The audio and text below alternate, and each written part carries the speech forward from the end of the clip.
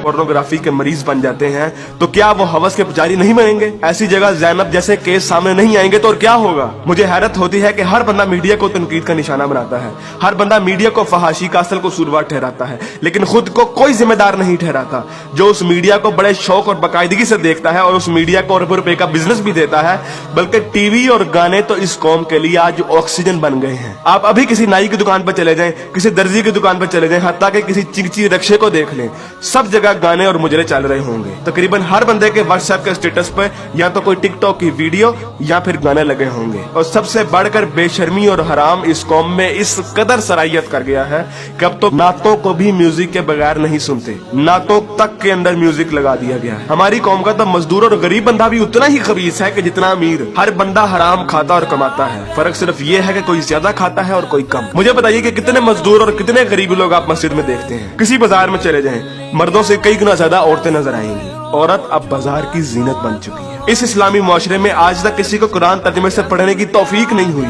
और अगर कोई पढ़ता है तो सिर्फ अपने मतलब के दलाइल ढूंढने के लिए। बरेलवी कुरान खोलते हैं तो ईद मिलादुन नबी को सही साबित करने के लिए, शिया कुरान खोलते हैं तो जुलूस और मातम को सही साबित करने के लिए, तबलीगी जमात वाले कुरान खोलते हैं तो सिर्फ तबलीग के दलाइल ढूंढने के लिए, औरतें कुरान खोलती हैं तो मर्दों को निगाहें नीची करने वाली आयात दिखाने के लिए, और मर्द कुरान खोलते हैं तो औरतों को पर्दा करने वाली आयत दिखाने के लिए। और बहुत सी अवाम तो ऐसी है कि जो सिर्फ और सिर्फ वजीफे करने के लिए कुरान खोलती है। यानी इन लोगों ने कुरान को अल्लाह की किताब नहीं बल्कि टेलीफोन डायरेक्टरी बना दिया है। अपने मतलब का नंबर निकाला और डायरेक्टरी बंद। उलमा भी इन लोगों को कुछ नहीं कहते हैं। हर जुम्मे पे उलमा सिर्फ फजाइल की बातें करते हैं, कभी लोगों को ये नहीं कहते कि बेगैरती से कैसे बचा जा सकता है, बदगुमानी से कैसे बचा जा सकता है, झूठ से और फ्रॉड से कैसे बचा जा सकता है। उलमा भी लोगों को नहीं कहते कि कुरान तर्जुमे के साथ पढ़ो और सुनो कि तुम्हारा रब तुम्हें क्या कहता है।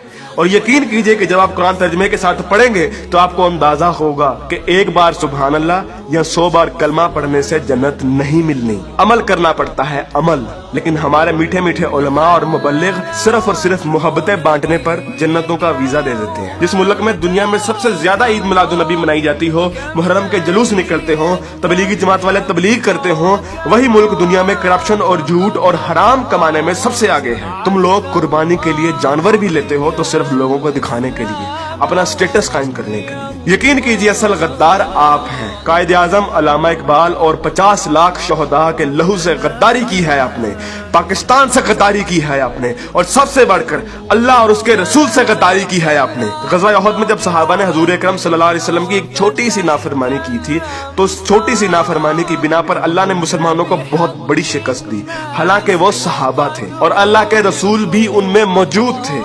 लेकिन आज आप लोग ये कहते हैं कि अगर जंग हुई तो आसमान से फरिश्ते उतरेंगे कतार अंदर कतार। तो पहले अपने अमाल और अपनी औकात देखिए और फिर बात कीजिए। ऐन मुमकिन है कि आप लोगों को इस तकरीर का कोई असर ना हो, क्योंकि जिस पेट में हराम, जबान पे झूठ, कानों में गाने और आंखों में हवस भरी हो, उन दिलों पर हक की बात असर नहीं करती। मैंने कभी इतनी बदतमीजी और सख्त अल्फाज से बात नहीं करनी थी, लेकिन यकीन कीजिए मैं बहुत मजबूर हूँ साफ साफ अल्फाज में अपनी कौम को उनकी हैसियत दिखाने के लिए कि असल में बदनामी के जिम्मेदार आप लोग खुद हैं, कि असल में जलालत आप लोगों ने खुद खरीदी है।